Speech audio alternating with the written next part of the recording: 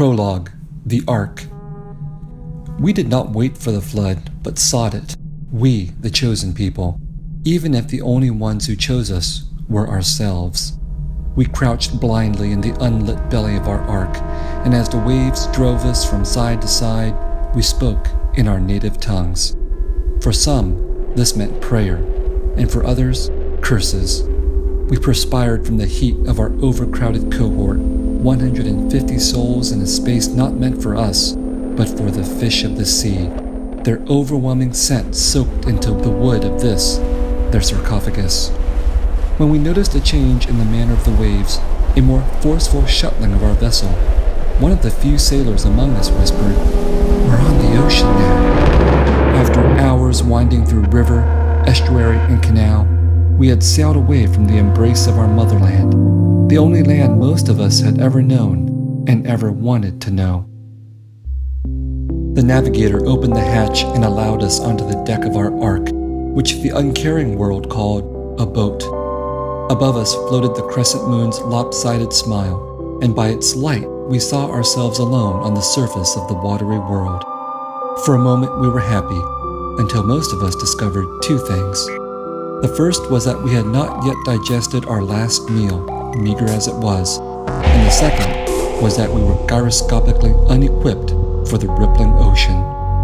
All over the deck and all over each other, those of us neither sailors nor fishermen discharged what we had nurtured in our guts, and even after nothing remained, we continued to heave and gasp, wretched with retching and shivering because of the ocean breezes. In this manner, we passed our first night on the sea. Dawn broke, and in every direction we turned, we saw only the infinitely receding horizon. If the night was cold, the day was hot, with no shade and no respite, with nothing to eat but a mouthful, and nothing to drink but a spoonful, our rations limited, and the length of our journey unknown. But even with having consumed so little, we still left our human traces all over the deck and in the hold, awash by evening in our filth. We could hardly wait for relief, and when we spotted a ship near the horizon at twilight, we screamed ourselves hoarse. The ship kept its distance. On the third day, we crossed into the shipping lanes and came across a freighter breaking through the vast desert of the sea, a dromedary with its bridge rising over its stern, sailors on its deck. Once again we screamed and waved and jumped up and down. Worst of all, we hoped, but the freighter sailed on, touching us only with its wake. On the fourth and fifth days, two more cargo ships appeared, each closer than the one before, each under a different flag, the sailors pointing at us. But no matter how much we begged, pleaded, and held up our children, these ships neither swerved nor slowed down. On the sixth day, the first of the children died, and over her body, before we offered it to the sea, the priest said a prayer. On the seventh day, another child died. Some prayed even more fervently to God. Some began doubting his existence. Some who did not believe in him began to believe, and some who did not believe continued not to believe. The father of one of the dead children cried, "My God, why are you doing this to us?" And only one of us on that ARK knew the answer, me, for I was in great sympathy with God, if he existed. If so, then I had been made in God's image and knew that God must therefore be a bastard too, just like me. As one bastard to another, I knew the answer to humanity's eternal question of why. It was, and is simply this: why not? On the eighth day, he offered further proof of his existence by sending a cruise liner our way. The vacationers gathered on the railings to stare at us, our spectacles set to the beat of their dance music. We mustered ourselves for one last supplication, but when the cruise liner passed us by, buffeting our dreadful imitation of a yacht with its wake, we knew, at last, how the world saw us, a flotsam of flesh and the refuse of a nation. Who were we? We were the wretched of the ocean, our hair black, our faces green, our skin blistered by sun and salt, weeping from festering sores. Strangers to each other before we clambered aboard this ark, now we were more intimate than those many lovers who had never seen their beloved wallowing in their own waste and that of others. Among our number were infants and children, for whom no milk remained in either bottle or breast. Among us were men and women, none of whom could be called handsome or beautiful after the sun's treatment. Among us were those originally light-skinned and dark-skinned in every shade in between, but now uniform after being baked by the sun into the same shade. Most of us had fled our motherland because the communists in charge had labeled us puppet, or pseudo-pacifist, or bourgeois nationalist, or decadent reactionary, or intellectual of the false conscience, or relative of one of these.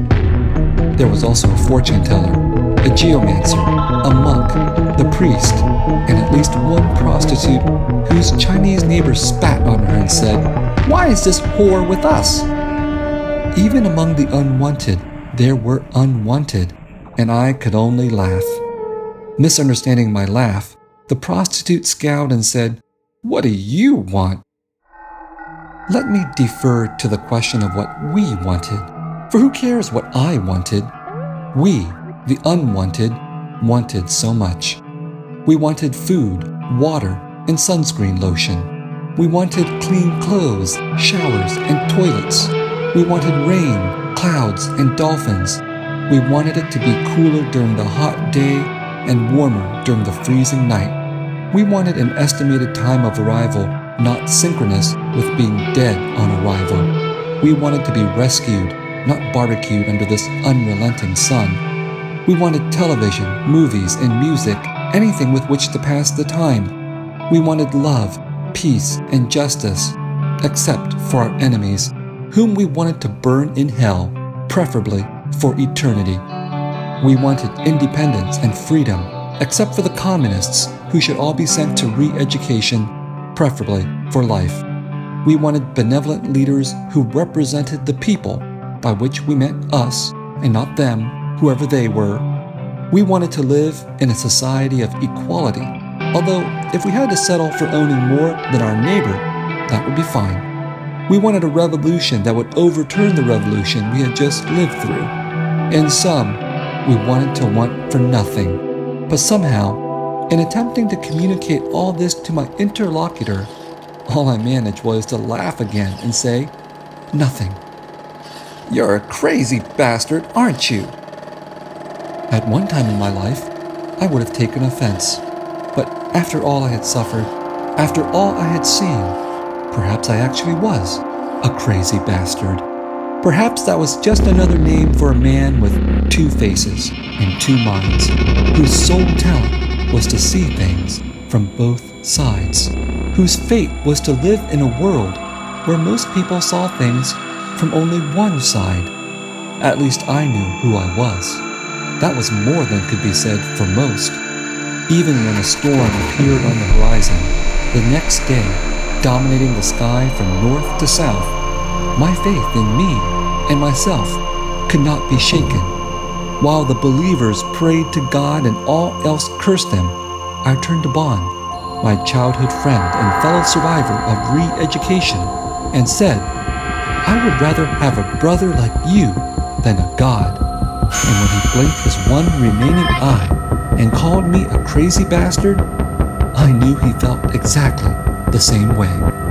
While the faithful wept and the unfaithful cursed, I tied the plastic sack with my confession around my neck, the 367 pages that I had written during my many months in re-education and afterwards at the navigator's house. Whether I lived or died, the weight of my words would hang on me.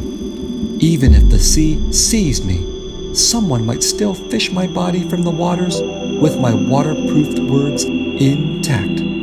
I would not be subdued, not even by this storm, massive, dark, and brooding, positively cerebral in its appearance, synaptic flashes of electricity lighting its furrows. God, you magnificent bastard! You did exist after all. Nature did not have a sense of humor or irony, but you clearly did. I was in on the joke now, even if my shipmates weren't. When I laughed, they looked at me as if I was out of my mind. Was I the only one who understood that we had nothing to lose? Even my ghosts had disappeared, unwilling to follow me through this ordeal. There was no way to avoid the storm, surging closer and closer, except to vanish like those spirits of the men I had murdered, who had kept me such good and faithful company throughout my re-education. But vanishing, I would not do myself, knowing who I was. And who was I? I was the man who needed no more fathers, no more uncles, and no more revolutions. I was the man who understood at last that my entire life had destined me to be one among this mass of frightful, filthy wretches, these displaced persons, these refugees, these people who, if they could not be called revolutionaries, could certainly be called rebels.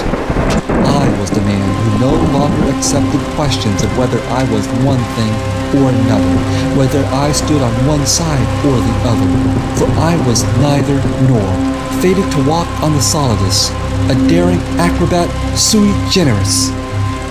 As if whipped into a frenzy by my own frenzy, the wind gained momentum, and our ark gained speed and altitude as the waves grew. Lightning illumined the monstrous brain, and thunder overwhelmed the collective groan that arose from the people. It was then I knew what needed to be done. Even as a torrent of rain exploded on us, and as the waves propelled our vessel ever higher, I leapt to the mast. From there, my confession a heavy pendulum on my neck, I called out to these poor devils, I, their Messiah, I, their prophet. What did I know that they did not, besides the fact that I could not swim?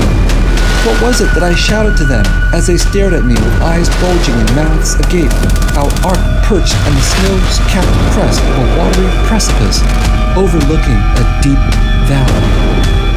We will live. Yes, I was sure of it. We will live. And then we plunged, howling, into the abyss.